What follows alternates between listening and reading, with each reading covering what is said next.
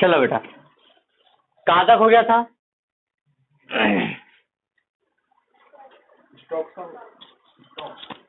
अब क्या करना था? असेट्स, है ना? बहुत इंपॉर्टेंट। कल जो आपने किए थे 13 पॉइंट्स वो पढ़े, घर पे आए हैं, है ना? एग्जाम में आएंगे आपको, उनमें से डेफिनेटली बहुत सारी चीजें पूछी जाएगी।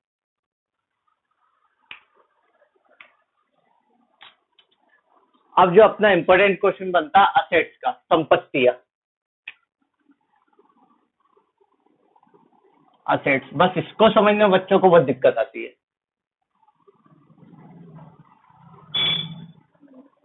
ना? संपत्तियां क्या होती है? असेट्स। अभी एक भी लेक्चर नहीं हुआ क्या आपका स्कूल का? अरे तो पीडीएफ में क्या, मैं बुक दे रहा हूँ, पढ़ लो फिर, बोलिए ना। हाँ, मतलब जो बेचने के लिए नहीं रहती, उपयोग करने के लिए। स्टॉक असेट्स है, स्टॉक बेचने के लिए तो रखा रहता है। जो बेचने के लिए नहीं रखा, उपयोग करने के लिए वो नहीं बेटा, संपत्ति। धन, हाँ, धन भी हमने सुना, धन संपत्ति है या संपत्तियां, ठीक है। अगर आपके घर पे 10 रुपए भी रखे ना, वो आपकी असेट्स होगी, संपत्ति होगी, है ना? क्या होगा फिर? संपत्तियां। बचपन से सुनते आ रहे हैं कि हमारे पूर्वजों ने हमारे लिए संपत्तियां छोड़ी है, धन दौलत छोड़ी है ना? प्रॉपर्टीज की है। एक के बाद ध्यान रखना, असेट्स का मतलब होता है व्यापार में वो सारी वस्तुएं जो व्यापार के संचालन में, व्यापार को चलाने में सहायक होती है, चाहे वो 1 रुपया हो या 1 लाख रुपया हो, है ना? एक पेन हो, एक फर्नीचर हो, एक बिल्डिंग हो, ये सब अगर बिजनेस में और बिजनेस का उपयोग हो रहा है, मतलब बिजनेस को चलाने में काम में आ रहा है, तो वो क्या होगी? व्यापार की असेट्स। अगर आपके पास कार है, ठीक है, लेकिन अगर वो कार का उपयोग आप घर पे कर रहे हो तो वो आपकी घर की संपत्ति होगी। अगर वही कार का उपयोग आपके बिजनेस में हो रहा है, सामान लाने ले जाने के लिए, तो वो किसकी संपत्ति कहलाएगी? बिजनेस की असेट्स, है ना?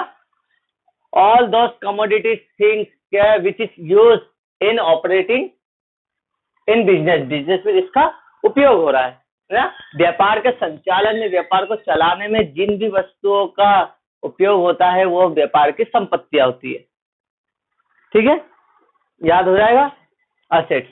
तो अब ये मत सोचते कि सर जो बेचने के लिए रखा है, बेचने के लिए रखी वो तो हमारी असेट्स है, कैश भी है, स्टॉक भी असेट्स है हमारे, जो बेच दिए डेटर्स वो भी हमारे असेट्स है ना? असेट्स का मतलब सर जिसका उपयोग व्यापार में हो रहा है, व्यापार को चलाने के लिए, चाहे वो एक सुई भी हो, ठीक है, तो भी व्यापार की असेट्स है, अगर उसका यूज बिजनेस में हो रहा है तो, ठीक है?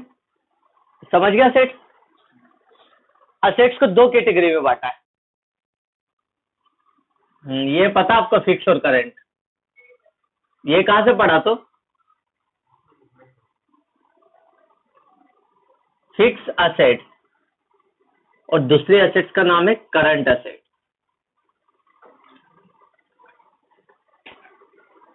असेट थोड़ा सा और अच्छे इसको चार्ट बना के बताते हैं। पहले चैप्टर से आखिरी चैप्टर तक में असेट्स मिलेगी आपको। अब असेट्स पहचानना आना चाहिए हमें।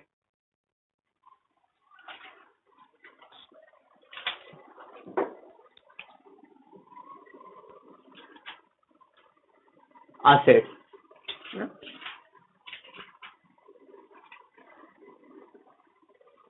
बेटा 2 टाइप के असेट्स है, जो मैं चार्ट बना रहा ना उसी चार्ट को यहाँ पे करो, फिक्स असेट्स, और दूसरी होगी आपकी करंट असेट्स।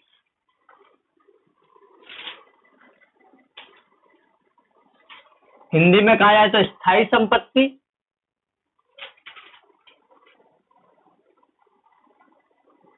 और दूसरे में चालू संपत्ति।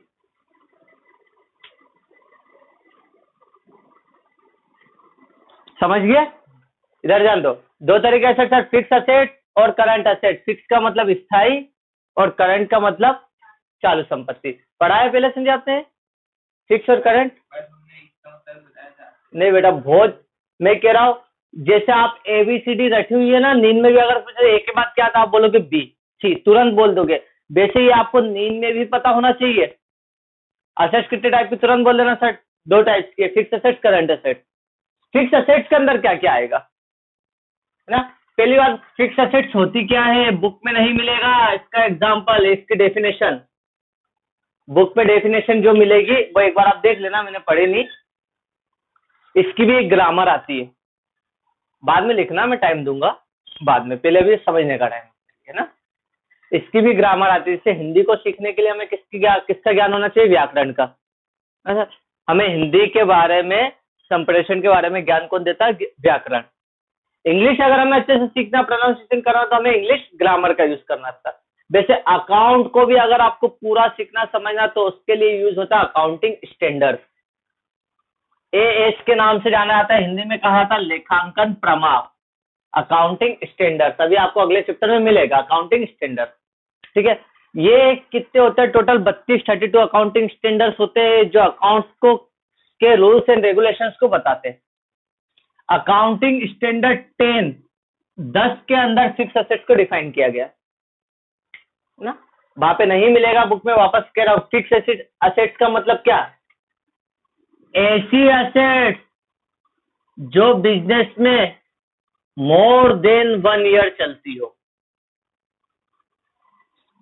वो सारी असेट जो बिजनेस में 1 साल से ज्यादा के लिए चलती हो, पहली। दूसरी डेफिनेशन में आता है यूज टू बिजनेस, जिसका उपयोग बिजनेस में किया जा रहा है, व्यापार में जिसका उपयोग होता है, यूज टू बिजनेस। और तीसरा है सबसे इंपॉर्टेंट, नॉट फॉर सेल, जिसको बेचने के उद्देश्य से नहीं रखा गया हो। जहां पे ये 3 नियम लगेंगे वो हमारी फिक्स असेट्स होगी, समझे। ऐसी संपत्ति, ऐसी असेट बिजनेस में जो 1 साल से ज्यादा चलती है, यूज टू बिजनेस है, और नॉट फॉर सेल, बेचने के लिए नहीं रखा है, व्यापार में उसका उपयोग हो, है ना, और बेचने के लिए नहीं रखे। फॉर एग्जाम्पल, अब मेरे घर में फिक्स असेट्स क्या होगी, पंखा। देखो तीनों रूल लग रहे कि नहीं, मोर देन 1 ईयर, 1 साल से ज्यादा चल रहा है। यूज टू बिजनेस, अभी कोचिंग में यूज हो रहा है, पंखा चल रहा है। नॉट फॉर सेल, बेचने के लिए मैंने नहीं खरीदा। तीनों रूल लग गए, मतलब मशीनरी हमारे लिए क्या है, fix asset. Fix asset, light fix asset, mobile fix asset, ये मशीनरी। सोफा फिक्स असेट है, बिल्कुल, क्यों नहीं है बेटा। तीनों मोर देन 1 ईयर, 1 साल से ज्यादा है। यूज टू बिजनेस, बैठे आप यूज कर रहे हो, वैसे एक बिजनेस में सोफे रखे होंगे, पंखा रखा होगा, लगा होगा। Use to business, not for sale, बेचने के लिए नहीं रखा है। तो फिक्स एसेट्स में हमारे लिए क्या क्या आ गया, एग्जाम्पल में। बहुत सारे बच्चों को यही क्लियर नहीं होता, सर फिक्स एसेट से फिक्स एसेट क्यों बोलेंगे हम इसको। ये तीनों रोल आप क्या बोलेगा, sir as per accounting standard 10, है ना, असेट विच इज क्या है, more than 1 year, use to business and not for sale, है ना। ऐसी संपत्तियां जिसकी आयु 1 साल से ज्यादा हो, व्यापार में इसका उपयोग हो, बेचने के उद्देश्य से नहीं रखा है, वो सारी संपत्तियां फिक्स एसेट्स होती है। फॉर एग्जाम्पल में land and building,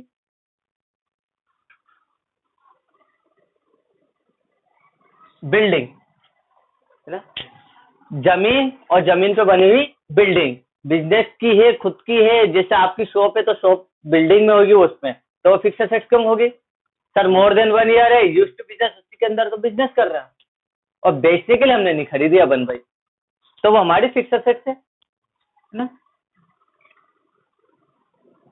plant and machinery, machine सुन, ये मशीन तो पंखे, लाइट है, ट्यूबलाइट से, व्हीकल से, ये सब क्या है, मशीनरी में जाएगा, है ना। सोफे पे है, ये क्या गया, फर्नीचर, फिक्स एसेट्स है। व्हीकल्स, व्हीकल्स मतलब वाहन, ये तो बहुत सारे। फिक्स का मतलब क्या, तो सर फिक्स जो हिले नहीं, वाहन तो चल रहा है। फिक्स का मतलब है एक्चुअल में, इसलिए इसकी डेफिनेशन को हम क्या कहते हैं, नॉन करंट एसेट, है ना, जो ऐसे एसेट जो करंट पे ना है, बट फिर भी आप इसमें अभी बुक में है तो आपको ध्यान रखना, फिक्स एसेट का मतलब व्हीकल। व्हीकल क्यों, अगर आपकी स्कूल है और आपकी बस है, जैसे स्कूल की बस, फिक्स एसेट में क्या हो सर, मोर देन 1 ईयर, 1 साल से ज्यादा के लिए बस में, है ना। यूज टू बिजनेस, बिजनेस में यूज हो रहा है, तभी तो आप बस में आते जाते हो।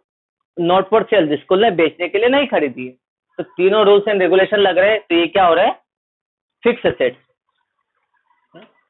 और क्या होगा फिक्स एसेट्स में? Land, building, plant and machinery, furniture, vehicles और कंप्यूटर मशीनरीज में आ गया ना, मशीन में है बेटा वो, है ना, व्हीकल्स में। इसके बाद लॉन्ग टर्म इन्वेस्टमेंट,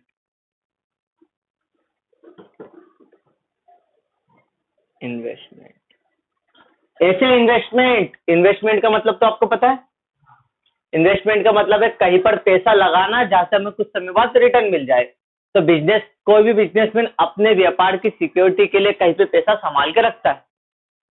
लाइक मेरी दुकान अभी अच्छी चल रही है, लेकिन जैसे कोरोना वायरस आ गया, अब दुकान बंद होने की कगार पे आ गई, तो बुरे वक्त के लिए आपने कहीं पैसा निवेश कर रखा था तो काम में आ गया, दुकान में आग लग गई, चोरी हो गई, भूकंप आ गया, किसी भी रीजन से क्या इंसान, एक बिजनेसमैन एज अ सिक्योरिटी कहीं पे पैसा संभाल के रखता है ना। ये बिजनेस को प्रोटेक्ट करने का काम करता है, इसलिए व्यापार की संपत्ति है ना। लॉन्ग टर्म क्या है, मोर देन 1 ईयर, 1 साल से ज्यादा के लिए रख देते हैं investment. Use to business, business में क्या यूज हो रहा है, प्रोटेक्ट करा बिजनेस को, है ना, और बेचेंगे नहीं इसको, है ना। ये बीमा भी इसी में आएगा कि फिक्स एसेट में आएगा? हाँ, इन्वेस्टमेंट का रखा नहीं, वो बीमा एक्सपेंसेस में आएगा, खर्चों में आएगा, है ना। बीमे में 2 तरीके होते हैं, जीआईसी और एलआईसी, उसके बारे में भी आगे पढ़ेंगे। आईआरडीए के थ्रू होता है, इंश्योरेंस रेगुलेटरी डेवलपमेंट अथॉरिटीज, पहले अभी अपन ये चीजें पढ़ते हैं, ठीक है। इसके बाद पेटेंट। पेटेंट क्या होता है?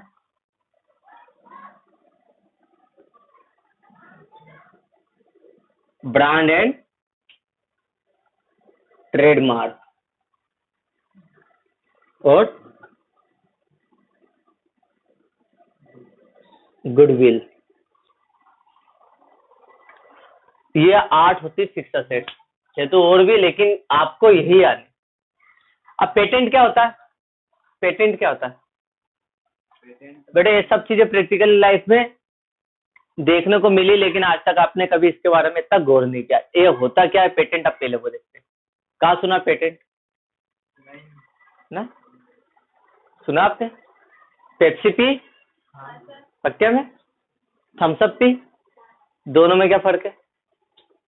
अलग कंपनी के दोनों। और क्या फर्क है?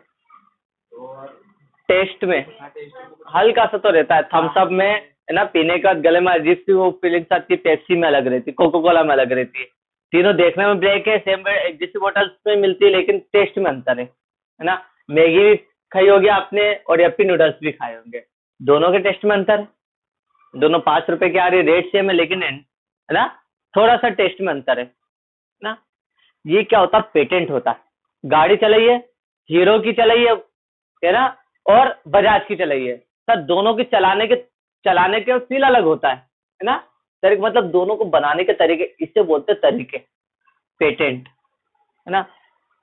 क्या होता है कि कोई इंसान मेरे पेटेंट मतलब मेरे बनाने के तरीके को कोई कॉपी ना कर ले, तो मैं क्या करता हूँ, हमारे देश के प्रशासन लॉ के द्वारा मेरे जो तरीके मैंने बनाए ना उसको अपने नाम पे पेटेंट कर लेता हूँ, ताकि भविष्य में इस चीज का उपयोग कोई और ना कर सके। अब मैगी ने जो मैगी बनाने का तरीका है ना, उसने अपने नाम पे कॉपीराइट कर रखा है, पेटेंट कर रखा है। इसको बोलते हैं पेटेंट एंड कॉपीराइट। कॉपीराइट ना तरीके। अगर भविष्य में आपने कोई सी खोज की, है ना, और लग रहा कि यार ये मेरी खोज पहली बार विश्व में पहली है और इसकी कोई कॉपी ना कर ले, तो आप क्या करोगे, फटाफट जाके अपने नाम पे इस तरीके को पेटेंट करवा लोगे, है ना, ताकि भविष्य में कोई आपकी अनुमति के बिना इसका उपयोग ना करे। इससे बोलते हैं पेटेंट। इसलिए मैगी को बनाने का पेटेंट अलग है, उसका यूज दूसरी वर्ल्ड की कोई कंपनी नहीं कर सकती। पेप्सी को बनाने का पेटेंट अलग है, इसलिए उसकी कॉपी कोई और नहीं कर सकता। थम्स अप को बनाने का पेटेंट अलग है, उसकी कॉपी कोई और नहीं कर सकता। केएफसी है ना, रेसिपी है ना, रेसिपी कह सकते हैं। जैसे अभी एक बच्चे ने, इंजीनियर का बच्चा, उसने पानी से चलने वाली गाड़ी बना दी, है ना। पहले कोई सोच नहीं सकता था पानी से चलने वाली गाड़ी बन सकती, लेकिन उसने इन्वेंट कर दी। अब उसको लग रहा था यार मेरा इतनी बड़ी खोज है जो पूरी दुनिया को मिलेगी, पानी से चलने वाली गाड़ी, है ना। कल से ऐसा नहीं कोई आदमी सामने पकड़ के 2 चाटा मार के उससे पेटेंट छीन ले। उसने क्या करा, इस पेटेंट को अपने नाम पे जाके कॉपीराइट करवा दिया। क्या कि इस तरीके को मतलब इसका जनक मैं कहलाऊंगा कि ये मैंने अपनी तरफ से बनाई है और भविष्य में अब इसको कोई और यूज करेगा तो मेरी अनुमति लेनी पड़ेगी, है ना। पानी से चलती है, उसके अंदर एल्यूमिनियम बर्न होता है, एल्यूमिनियम उबलता है, पिघलता है, तो उसके अंदर एल्यूमिनियम की खपत है। लेकिन उसने पॉसिबिलिटी तो बता दी कि नहीं सर पानी से गाड़ी चल सकती है ना। अब सुनो, अब भारत की बहुत सारी कंपनियां जैसे हीरो है, सुजुकी है, ये सब उसके पास जा रहे हैं और हाथ जोड़े कि भैया ये आपका जो पेटेंट है ना वो हमारे नाम पे कर दीजिए, हम आपको करोड़ों रुपए देंगे, समझे। अगर वो बोल रहे कि हाँ मैं अधिकार दे रहा हूँ कि मेरी जो पेटेंट है उसका उपयोग हीरो कंपनी कर सकती है, तो हीरो कंपनी पानी की गाड़ी निकाल देगी, समझे। ये होता पेटेंट, है ना।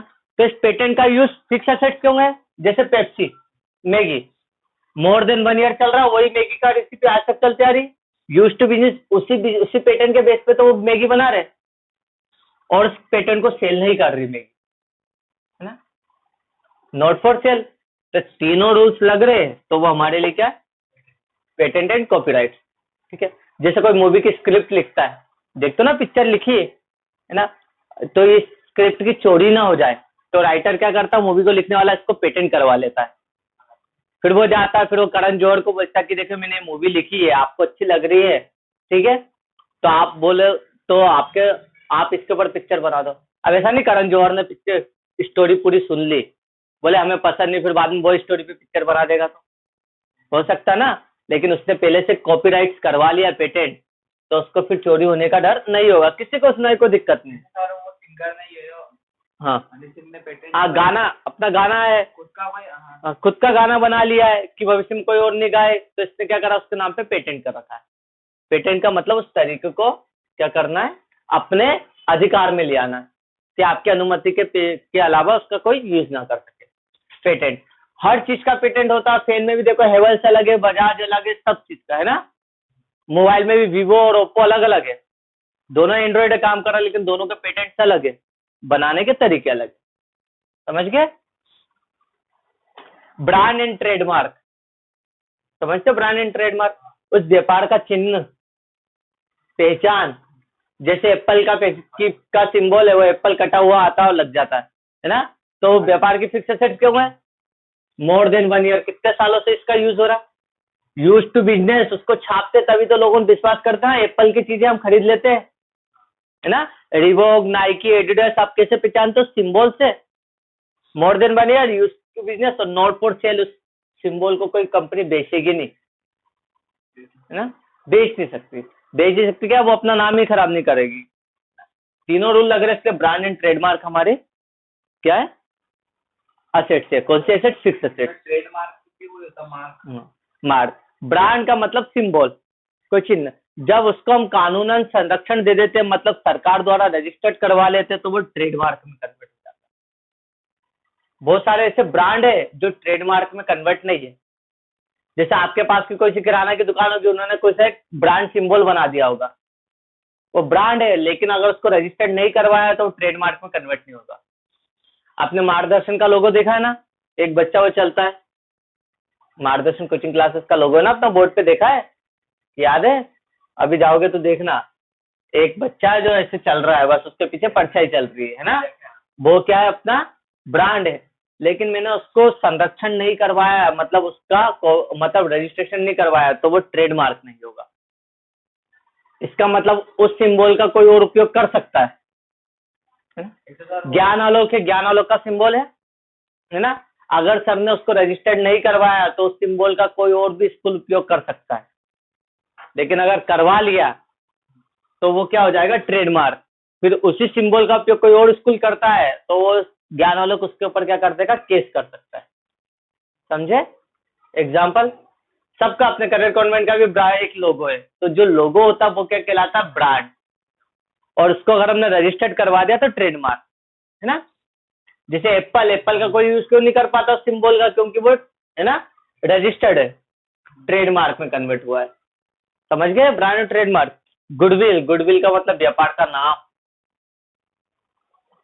प्रसिद्धि, एयरटेल नाम है, सिंबल अभी नहीं आ रहा, खाली एयरटेल है। पतंजलि नाम है ना, टाटा है, सुजुकी नाम है, तो ये नाम के कारण भी क्या चलता है, बिजनेस चलता है। मोर देन कई सालों से नाम वो चल रहा है टाटा। अब जैसे वोडाफोन और आइडिया है, इनका नाम कई सालों से चल रहा था वोडाफोन, तो वोडाफोन नाम में more than 1 year use to business, Vodafone का यूज हो रहा है और नॉट फॉर सेल बेचा नहीं। अब मर्ज हो गया, वीआई हो गया, अब आगे से नाम आइडिया और वोडाफोन हटके वीआई हो गया, वी, है ना। तो वीवी क्या हो गया, उसका सिंबल ब्रांड एंड ट्रेडमार्क क्या हो गया हमारी फिक्स एसेट, और उसका नाम गुडविल, है ना। हालांकि गुडविल तो बहुत बड़ा टॉपिक है, ये सभी बहुत बड़े टॉपिक है बेटा एक्चुअल में, लेकिन अभी अपने को ये पता होना चाहिए ये होते क्या, है ना। इन सबके अकाउंट्स होंगे, इन सबके सम्स होंगे, समझ गए फिक्स एसेट। बहुत ज्यादा इंपॉर्टेंट, मैंने क्या बोला, नींद में भी आना चाहिए। नींद में मतलब कभी भी आपसे कोई पूछे फिक्स एसेट बताओ, तुरंत बता देना कि सर ये फिक्स एसेट है। क्लियर है, उतार लो इसको, नोट कर लो। हिंदी मीडियम इंग्लिश मीडियम दोनों समझ सकते हैं इसको, और हिंदी में लिखाना तो हिंदी में भी लिखा देता हूँ उसको।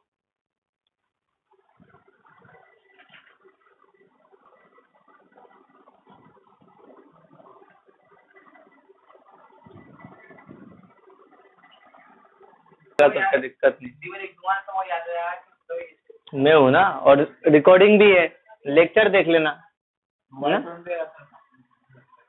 चलो ठीक है। अब है करंट एसेट, चालू संपत्ति। इसकी कोई डेफिनेशन तो नहीं है, लेकिन मैंने कुछ बनाई है, देख लेते हैं, है ना। चलो हिंदी अपन ऐसा करते हैं, हिंदी प्लस इंग्लिश दोनों में चलने देते हैं, इंग्लिश, है ना।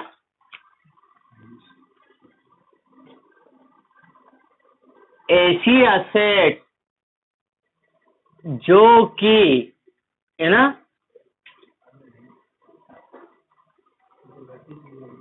ध्यान दो, ऐसी एसेट जो कि 1 ईयर, 1 साल के अंदर कैश में बदल जाए, कन्वर्ट हो जाए, है ना, में बदल जाए, या वसूल हो जाए, मतलब उसकी कीमत निकल जाए, हो जाए, वो असेट्स क्या होगी, करंट एसेट्स होगी, है ना। ऐसी असेट जो with in a year convert हो जाए कैश में, या रियलाइज हो जाए, वसूल हो जाए, है ना, ऐसी असेट्स क्या कहलाती है, हमारी करंट एसेट्स हो जाती है। क्लियर है, सिंपल सा। अब एग्जांपल्स क्या होंगे हमारे लिए, मेन तो एग्जांपल है, लेकिन ये इसलिए ताकि आपको पता रहे। एग्जाम्पल में सबसे पहले कैश इन हैंड, कैश, जो आपके हाथ में कैश है वो ऑलरेडी कैश में कन्वर्ट है, तो उसको कन्वर्ट करने की जरूरत नहीं है, करंट एसेट, ठीक है। और एक और देख लो इसमें, एक तो ये डेफिनेशन, और दूसरी डेफिनेशन, जिसका व्यापार में आना जाना लगा रहे, दो चीज, है ना। ऐसी एसेट जो 1 साल के अंदर कैश में कन्वर्ट हो जाए, या वसूल हो जाए, रियलाइज हो जाए, और जिसका व्यापार में आना जाना लगा रहे। जैसे कैश, अगर आपके पास 2000 का नोट है, तो ऐसा तो नहीं कि आप उसको फ्रेम में लगा दोगे, 2 दिन बाद उसको खर्च कर दोगे, मतलब हो गया, फिर अगले दिन फिर कैश आया। तो व्यापार में कैश क्या है, जिसका आना जाना लगा रहता है ना। कैश फिक्स नहीं रहता है, क्या लिखा, जो स्थायी रूप से व्यापार में नहीं आती। हाँ, तो देखो जो चीज आ रही जा रही वो स्थायी रहेगी क्या। मैंने क्या बोला, 2000 का नोट आपकी दुकान में आया तो स्थायी रहेगा क्या, कैसा तो नहीं 1 साल से ज्यादा लगा है, आप यूज ही नहीं करेंगे, है ना। बिजनेस में आना जाना लगा रहे हैं, ठीक है, अस्थायी मतलब आना जाना लगा रहे हैं, ठीक है, और 1 साल के अंदर कैश में कन्वर्ट हो जाता है। दूसरा cash at bank, cash at bank, एक दुकानदार या तो नगद व्यवहार करेगा, या तो क्या बोलेगा, पेटीएम कर दो भैया, पेटीएम मतलब पैसा कहा गया उसके बैंक अकाउंट में, मतलब बैंक में भी अब वो चाहे तो कल जाके कैश में कन्वर्ट करवा सकता है, 1 साल के अंदर कन्वर्ट करवा लेगा, है ना, बैंक से भी पैसा आना जाना लगा रहेगा। ये क्या हुआ, current assets. First, second, third है आपका स्टॉक, बिजनेस में बेचने के लिए रखा गया माल, वो हमारी करंट एसेट्स है, क्योंकि मैं दुकानदार हूं, मेरे पास स्टेशनरी मार्कर है ना, कितनी सामान में 1 साल के अंदर बिक जाएगा, कैश में कन्वर्ट हो जाएगा। बुक है, बुक बेचूंगा तो 1 साल के अंदर बिक जाएगी और कैश में बदल जाएगी, है ना। किराने की दुकान वाले के पास जो भी सामान है बेचने के लिए रखा है, संभावना रहती है सर 1 साल के अंदर बिक जाएगा और वो कैश में कन्वर्ट हो जाएगा, स्थायी नहीं, उसका आना जाना लगा रहेगा। ये मार्कर बेचा, फिर खरीद के लाऊंगा, नया मार्कर आया, फिर बेचा, फिर खरीद के लाऊंगा, आया, मतलब उसका आना जाना लगा, कन्वर्ट हो गया स्टॉक। तो स्टॉक हमारी क्या है, करंट एसेट से। क्लियर है। स्टॉक के बाद आता अपना डेटर्स। डेटर्स को हम बोलते हैं देनदार। कौन होता है डेटर्स, है ना। बीसी भी तो होती है सर, जो अरे वो नहीं है बेटा, डेटर्स में वो अलग चीज बताता हूँ, है ना। वो महिलाओं वाले चैरिटी फंड पे मत जाओ, है ना, अपन बिजनेस की बात कर रहे हैं, है ना। डेटर्स, डेटर्स कौन होंगे, एक दुकानदार नगद भी सामान बेचता है और उधार भी बेचता है। अगर मैं दुकानदार हूं, मैंने आपको 5,000 रुपए का सामान बेचा, लाइक मैं किराने की दुकान वाला, मैंने आपको 5,000 का सामान बेचा, तो ये पैसा आप कब दोगे, अब ये बोलोगे अगले साल दूंगा, नहीं, 1 साल के अंदर दे दोगे। मैंने भी आपको बेचा सामान, आप 1 साल के अंदर पैसा दे दोगे, 1 महीने, 2 महीने, 3 महीने की। नॉर्मली एक व्यापारी कितने महीने तक की उधारी कर सकता है, 1-2 महीने की, 3 महीने की। 1 साल की उधारी कोई व्यापारी नहीं करता है ना। तो वो लोग जिनसे आपको पैसा लेना है, जिसको आपने उधार सामान बेचा है, उनसे आपको कैश लेना है, 1 साल के अंदर दे देगा वो, मतलब वो लोग जिनसे आपको पैसा लेना है 1 साल के अंदर कैश में कन्वर्ट हो जाएंगे, इसलिए वो हमारे क्या होती है, करंट एसेट। ऐसे लोगों को हम डेटर्स कहते हैं। डेटर्स मतलब वो व्यक्ति जिसको हमने उधार सामान बेचा है और उनसे हमें कैश लेना है, वो कैश हमें 1 साल के अंदर दे देंगे, इसलिए उससे हम क्या कहते हैं, डेटर्स कहते हैं, देनदार। ठीक है। हमने कर्जदार सुना था शब्द, कर्जदार है ना, लोकल लैंग्वेजेस में। एक कमर्शियल बंदा क्या बोलेगा, डेटर से, वो हमारे डेटर से, है ना। बहुत शब्द सुनने को मिलेगा, अभी भी चले जाओ मार्केट में, डेटर शब्द सुनोगे आप, ये सारे शब्द कमर्शियल लैंग्वेज है ना। डेटर्स के बाद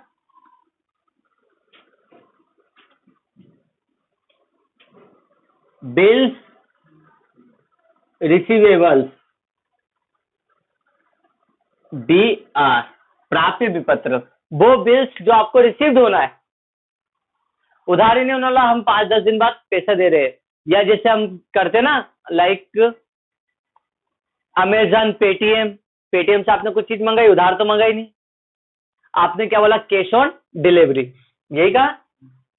अब वहां से दिल्ली से सामान आया, उससे क्या करा, आपने मोबाइल मंगाया, आपके पास मोबाइल चला गया, मैं दुकानदार हूं, मैंने आपको मोबाइल भेजा, आप इंदौर में हो, तब दिल्ली से इंदौर में आने में कितना टाइम लगेगा उसको, 2-3 दिन लगेगा, 3 दिन ये लगा, फिर आपने जो एम्प्लॉई है उसको आपने मोबाइल कलेक्ट करा और उसको पैसा दिया, अब वो पैसा आने में भी कितना टाइम लगेगा, टाइम लगेगा ना, 2-3 दिन।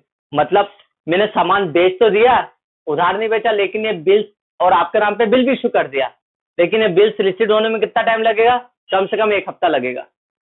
मतलब ये वो बिल्स है जो 1 साल के अंदर कैश में कन्वर्ट हो जाएंगे।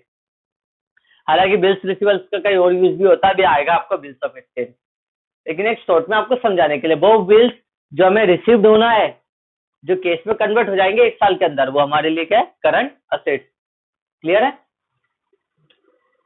फिर और क्या कर सकते हैं,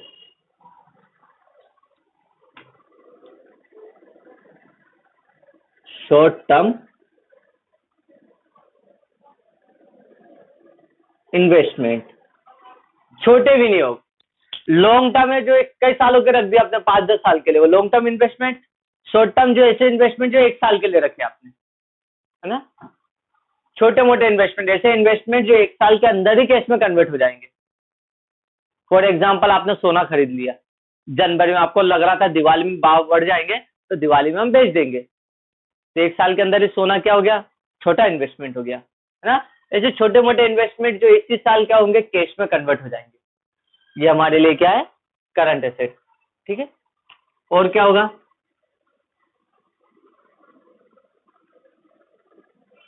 प्रीपेड एक्सपेंसेस कहा जाए तो पूर्वदत्त व्यय, है ना। ऐसे खर्चे जो आपने पहले पेड कर दिया, अब इसको कैश में तो कन्वर्ट नहीं कर सकते, लेकिन इसको वसूल सकते हैं। एग्जाम्पल कहाँ सुना प्रीपेड शब्द? जियो में सुना है। हाँ, प्रीपेड क्या होता है? प्रीपेड का मतलब दो सुने होंगे, प्रीपेड और पोस्टपेड। प्रीपेड क्या होता है? प्री मतलब पहले, पेड बैलेंस डलवाते हो, वो क्या करते? प्रीपेड, है ना। जैसे हमने 500 रुपए का रिचार्ज करवा दिया, अब हम 3 महीने तक मोबाइल की सर्विस ले सकते हैं, फ्री कॉलिंग कर सकते हैं और मैसेज कर सकते हैं, नेट चला सकते हैं 3 महीने तक। अब 3 महीने तक अंबानी खुद आके भी बोल दे कि मोबाइल रख, आप बोलोगे क्यों? मैंने तो पैसा दे चुका हूं। 3 महीने तक आप नहीं बोल सकते हो। अब आप इसको कन्वर्ट तो नहीं करवा सकते सर हम कैश में, लेकिन इसकी हम 3 महीने तक सर्विस ले सकते हैं। ऐसे खर्चे जो आपने क्या कर रहा, कर तो पहले दिए एडवांस में, लेकिन आप इसको 1 साल के अंदर वसूल लोगे ना। इसलिए कोई सा भी प्रीपेड एक्सपेंस ऐसा नहीं होता जो 1 साल से ज्यादा के लिए होता है ना। 1 साल के अंदर इसको वसूल सकते हैं, है ना। ये क्या होता है? हमारे प्रीपेड एक्सपेंसेस। तो पोस्टपेड ना, पोस्टपेड मतलब ऐसे खर्चे जिसमें हम सर्विस ले लेते हैं, लेकिन फिर पैसा बाद में देते हैं। जैसे लाइट का बिल महीने भर यूज करते हैं और फिर पैसा बिल आने के बाद देते हैं। टेलीफोन का बिल, है ना, पोस्टपेड कनेक्शन वही होता है ना। ये हमारी लाइबिलिटीज रहती है, ये हमारा कर्ज रहता है। प्रीपेड हमारे एसेट्स, क्योंकि हमने पैसा दे चुके हैं, अब सर्विस लेना है। बीमा करवा लिया, गाड़ी का इंश्योरेंस करवा लिया, है ना। 1 साल का इंश्योरेंस होता है। अब 1 साल में मैं भले से गाड़ी को ठोकू, कहीं पे भी घुसाऊं, सर्विस क्या होगा? इंश्योरेंस कंपनी क्लेम देगी, है ना। आपके ऊपर बीमा है, मेडिक्लेम करा है, ये आपके लिए क्या? प्रीपेड। आपने इंश्योरेंस करवा लिया, पैसा दे दिया, अब कुछ होगा तो कंपनी उसका फायदा देगी। ये हमारे लिए क्या? असेट्स है, संपत्ति है। वैसे एक दुकानदार क्या करवाता? Prepaid insurance. भैया दुकान है, लाखों का सामान है, क्या पता कल से कोई चोर आ जाए, आग लग जाए, है ना।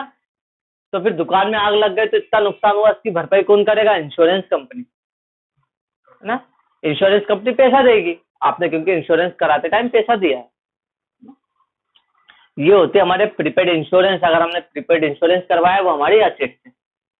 ठीक है, समझ गए दोनों? बेटा इससे परफेक्ट हो जाना चाहिए कि मैं कह रहा बुक का आखिरी चैप्टर भी निकाल लो, आपको असेट्स और लाइबिलिटीज मिलेगी। तो असेट्स के दोनों हेड है, क्लियर है? हो गया, सब चीजें देख लो एक बार। हो गया, एक बार फिर से देख लो बेटा। शॉर्ट टाइम इन्वेस्टमेंट बता दो। छोटे इन्वेस्टमेंट ऐसे छोटे, मैंने बताया था ना, जो 1 साल के अंदर कैश में बदल जाएंगे सर, है ना। घर में जैसे अपन नॉर्मली क्या कहते हैं, किसी को पैसा ब्याज पे दे दिया, उसने बोला यार हम 15-20 दिन बाद, 1-2 महीने बाद देंगे, तो आपका इन्वेस्टमेंट हो गया ये, है ना। कहीं पर भी ऐसा पैसा है जो आपको 1 साल के इसी साल केस में बदल जाएगा, ये शॉर्ट टर्म इन्वेस्टमेंट है ना। उतार लो बेटा, ये बहुत काम का है।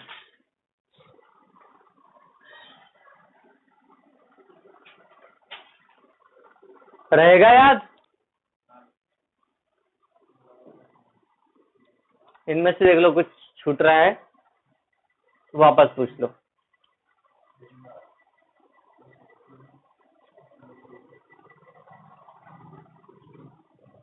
ठीक है,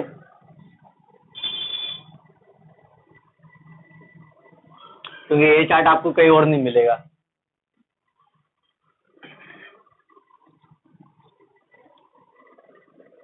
लाइबिलिटीज का पॉइंट भी इतना बड़ा रहेगा, समझाने में कम से कम 30 से 40 मिनट लगेंगे। आज तो आपका एक ही होमवर्क है, असेट्स के बारे में एकदम परफेक्ट करके आना, कल पूछूंगा मैं असेट। ठीक है, असेट्स के बाद क्या अगला? रेवेन्यू, आगम। रेवेन्यू, रेवेन्यू का मतलब आगम। क्या होता है रेवेन्यू, है ना। हिंदी में और सिंपल लैंग्वेज में अगर मैं लिख दूं, टोटल रिसिप्ट, रिसिप्ट, आपके बिजनेस में सभी स्रोतों से आपको कितना मिल रहा है वो आपके लिए क्या है, रेवेन्यू। इनकम नहीं बोलेंगे, केवल कितना मिल रहा है, आपके पास कितना कैश आया। जैसे आपकी दुकान में आपने दिन भर में कितना सेल करा, कितना कैश आया, वो आपके लिए क्या, आज का रेवेन्यू। ठीक है, रेवेन्यू का मतलब सभी तरीके से कि हमने सामान कितने का बेचा है, किराया ऊपर से देखा, किराया कितना मिला हमने, ठीक है, कहीं और से पुरानी उधारी कितनी मिली है, मतलब हमारे पास कितना रिसीव हुआ है। ये हमारे बिजनेस की क्या होती है, रेवेन्यू होती है। कमीशन मिला, बैंक से ब्याज मिला है, कैश सेल करी है, नगद थी, उधारी का सामान कैश मिला है, ठीक है, कैसे भी आपके पास पैसा मिला है, ये आपके लिए क्या होता है, बिजनेस का रेवेन्यू होता है। समझ गए। दूसरा होगा एक्सपेंसेस। एक्सपेंसेस खर्च, बिजनेस को चलाने से रिलेटेड, जो कुछ बिजनेस को चलाने से रिलेटेड क्या करते हो आप, पैसा है ना वे करते हो, उठाते हो, इसे बिजनेस के लिए क्या कहते हैं, एक्सपेंसेस कहलाते हैं, है ना। जैसे घर के खर्च होते हैं एक्सपेंसेस, घर को चलाने के लिए किया गया अनिवार्य भुगतान, है ना, वो बिजनेस का घर का खर्च। जैसे किराने का है, लाइट का बिल है, पानी का बिल है, यह सब क्या है, घर के खर्च एक्सपेंसेस। वैसे व्यापार को चलाने से संबंधित व्यापार में जो खर्च होते हैं, भुगतान होते हैं, वो क्या होते हैं, बिजनेस के एक्सपेंसेस होते हैं। तो एक्सपेंडिचर क्या होगा, एक्सपेंडिचर शब्द पहले कभी सुना है, क्या होगा एक्सपेंडिचर, हिंदी में क्या कहते हैं एक्सपेंडिचर को, खर्च ही बोलेंगे इसको भी, है ना। क्या होगा एक्सपेंडिचर, इसको वाई बोलते हैं। इधर डालो। एक्सपेंडिचर का मतलब क्या होता है बेटा, आपकी जो फिक्स एसेट स्थायी संपत्ति, उस पे किया गया ऐसा खर्च जिससे उसकी क्षमता बढ़ जाती है ना। संपत्तियों पे किया गया ऐसा खर्च जिससे व्यापार के संचालन की क्षमता बढ़ जाती है, एक्सपेंडिचर है। जैसे आपकी गाड़ी है, आपकी गाड़ी पे क्या है, ट्यूब फट गया है, बार बार गाड़ी पंचर होती है, तो आपने ट्यूब चेंज करवा दिया, तो ट्यूब पे किया गया खर्चा आपका एक्सपेंडिचर हो गया, क्योंकि इससे आपकी गाड़ी के टायर की लाइफ बढ़ गई। समझे, है ना। और क्या खर्चा होगा, धंधा ही कर, वो धंधा में कोई ठीक करवा ली, कोई सी चीज को मरम्मत करवा दिया, एक्सपेंडिचर, इससे उसकी खर्च। अबे पंखा बंद हो गया, है ना, लाइक एग्जांपल, अभी बंद नहीं हुआ ऐसा मानना है, पंखा बंद हो गया, अब आपके पास दो ऑप्शन है, या तो नया पंखा ले लो, या इस पंखे के ऊपर क्या करो, इसकी मरम्मत करवा दो, इसकी ऑयल पानी करवा दो, तो क्या हो गया, इसकी लाइफ बढ़ गई। मतलब बिजनेस में। हाँ, बिजनेस में कोई सी भी ऐसी है, यार पंखा जाम चल रहा है, अब आपको पता जाम चलाओगे तो उसकी मोटर जल जाएगी, तो आपने 10 रुपए का ऑयल लाके डलवा दिया, इससे इसकी क्या है, लाइफ बढ़ गई, एक्सपेंडिचर, है ना। एक्सपेंडिचर जैसे गाड़ी की सर्विसिंग करवाते हो ना, उसका ऑयल चेंज करवा रहे हो, ये सब गाड़ी पे किया गया खर्चा, एक्सपेंडिचर, है ना। वैसे अगर वो गाड़ी बिजनेस के काम में आ रही है तो उसका मेंटेनेंस लगेगा ना, वो बिजनेस का एक्सपेंडिचर है ना। एक्सपेंडिचर का मतलब सर वो खर्चे जो हमारी असेट की क्या करते हैं, लाइफ को बढ़ा देते हैं, व्यापार के संचालन में वृद्धि करवा देते हैं, वो व्यापार के क्या होते हैं, एक्सपेंडिचर्स होते हैं। क्लियर है। तो इनकम क्या होगी, आपकी आय, इनकम। इनकम का मतलब बेटा देखो, टोटल रेवेन्यू, आपके पास कितना पैसा आया था, रेवेन्यू, इसमें से माइनस कर दो आपके टोटल एक्सपेंस।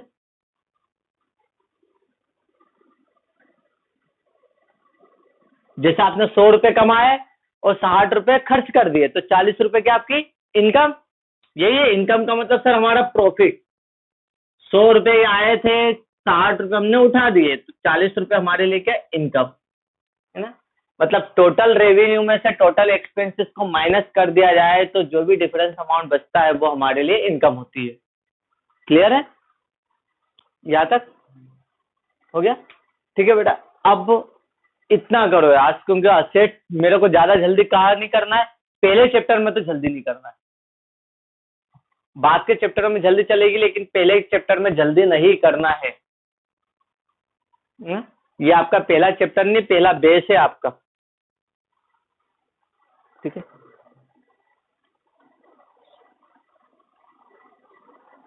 चलो बाकी अब देखेंगे कल।